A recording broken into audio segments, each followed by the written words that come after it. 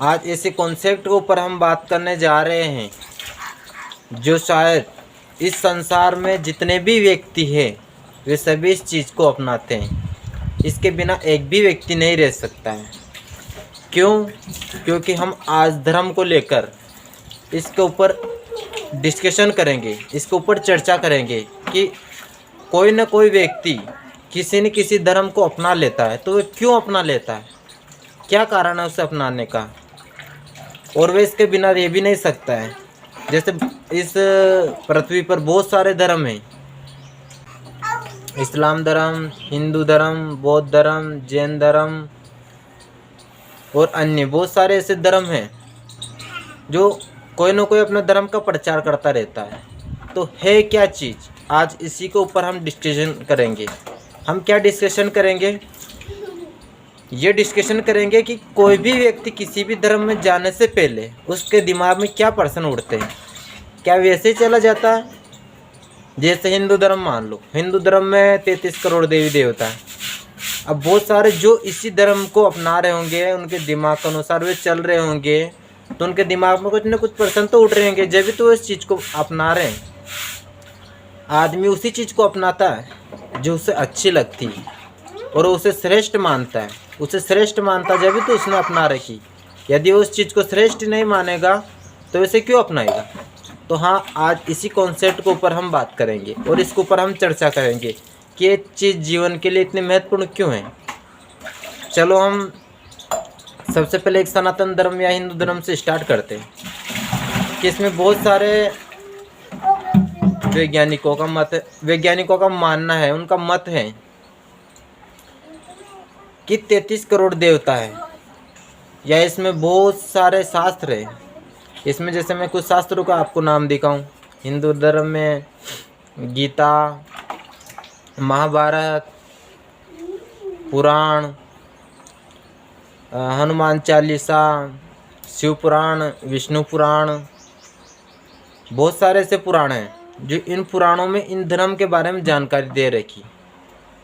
तो जो भी व्यक्ति इसमें प्रवेश करने से पहले इन धर्म को पढ़ता है, क्यों? क्योंकि सभी धर्म का इन शास्त्रों को एक गेट माना जाता है, एक दरवाज़ा माना जाता है। जो भी व्यक्ति इसमें जाने से पहले इसमें से निकल कर जाता है तो सबसे पहले इन चीज़ों को देखता है कि इनमें क्या चीज़ है।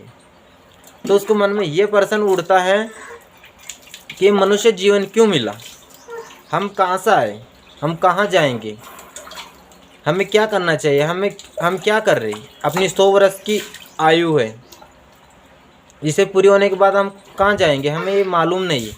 तो वह क्या सोचता है, एक आध्यात्मिकता में प्रवेश करता है, तो एक धर्म में जाता है और धर्म में जाने के बाद फिर अपना कर्म स्टार्ट करता है। फिर उस शास्त्रों को पढ़ता है कि शास्त्रों में कर्म को श्रेष्ठ दिखाया गया है और वह उसी कर्म के अनुसार चलता है कि इस शास्त्र में कर्म दिखाया गया है, इसके अनुसार चलता है और वह अपने जीवन को सफल बनाता है। तो मैंने आपसे पहले ही प्रश्न बोला था कि वह जिस धर्म में जा रहा है उसको वह श्रेष्ठ मान रहा है, जब भी तो उसमें प्रवेश कर रहा है। यदि सभी धर्म अपनी अपनी रकत श्रेष्ठ हैं तो सबसे अच्छा धर्म कौन सा है, श्रेष्ठ धर्म कौन सा है, ये किसी को मालूम ही नहीं। यदि सबका धर्म एक होता तो सभी एक मिल जाते, तो ये सभी अलग अलग क्यों हैं, सभी के रास्ते अलग क्यों हैं?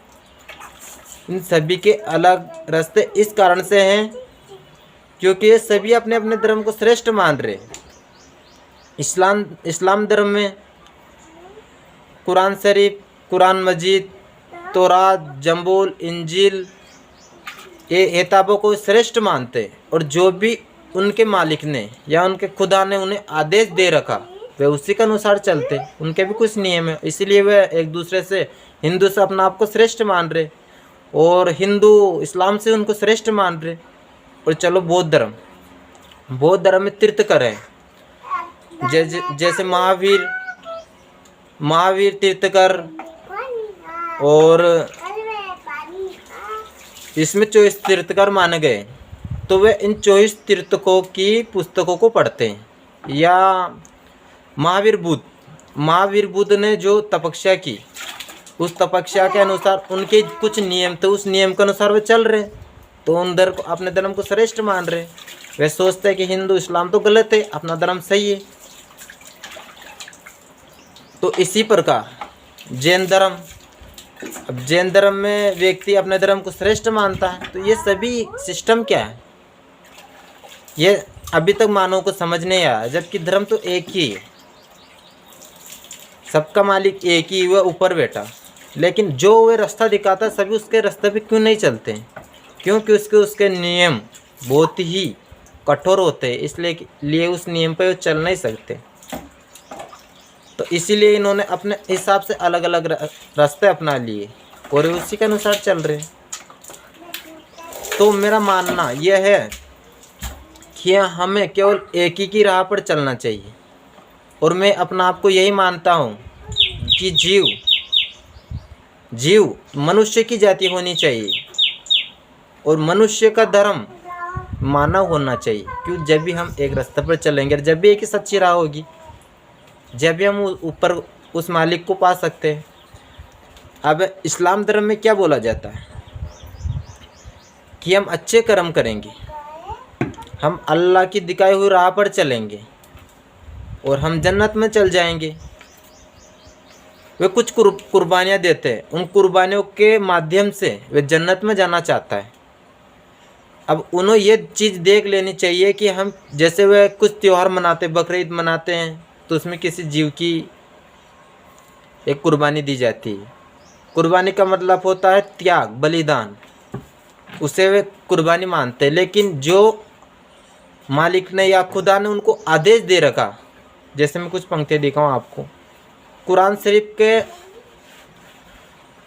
आयत नंबर फुरकान 25 आयत नंबर 52 से 59 में कुछ चीज़ें दे रखी है। उन चीज़ों को आप पढ़ के देखना कि उसमें ऐसी कौन सी चीज़ें दे रखी जो मालिक का आदेश है। जो जिस धर्म को मान रहा लेकिन अपने शास्त्र को पढ़ के ही नहीं देख रहा है कि अपने शास्त्रों में चीज़ लिखा क्या रही, और उन शास्त्रों का उन्हें आदेश मानना चाहिए।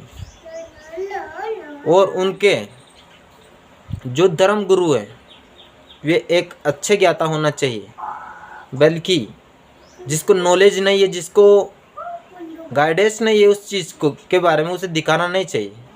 जब ये चीज़ श्रेष्ठ होगी कि हम जो रास्ता अपना रहे हैं सही है ना है, ठीक है। तो ऐसे ही हिंदू धर्म में या सनातन धर्म में,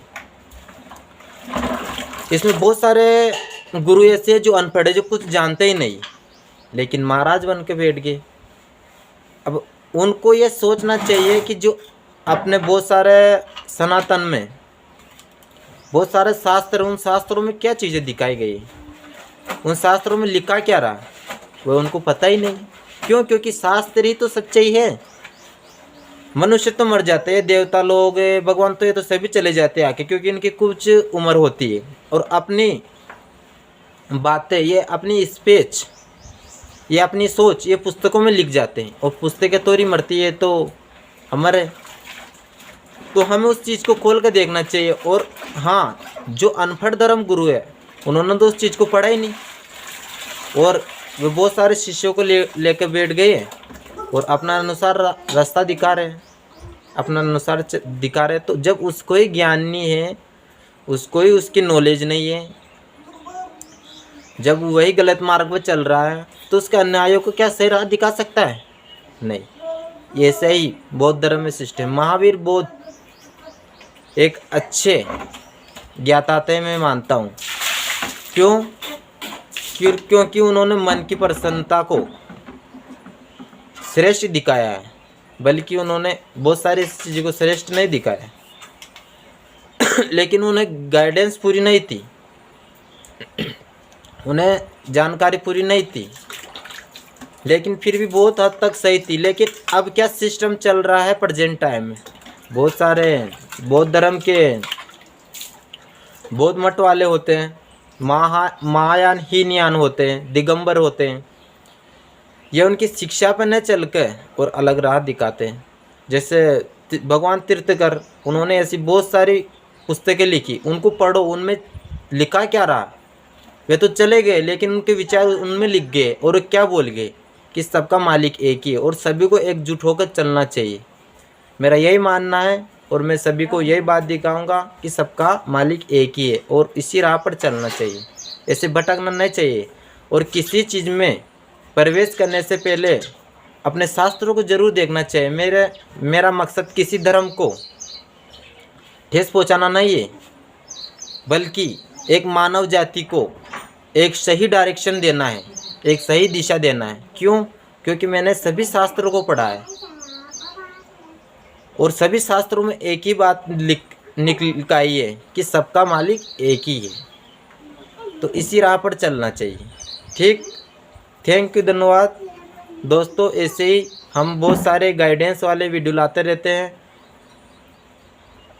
आप हमें फॉलो कर सकते हैं इस जानकारी के लिए। थैंक यू, धन्यवाद।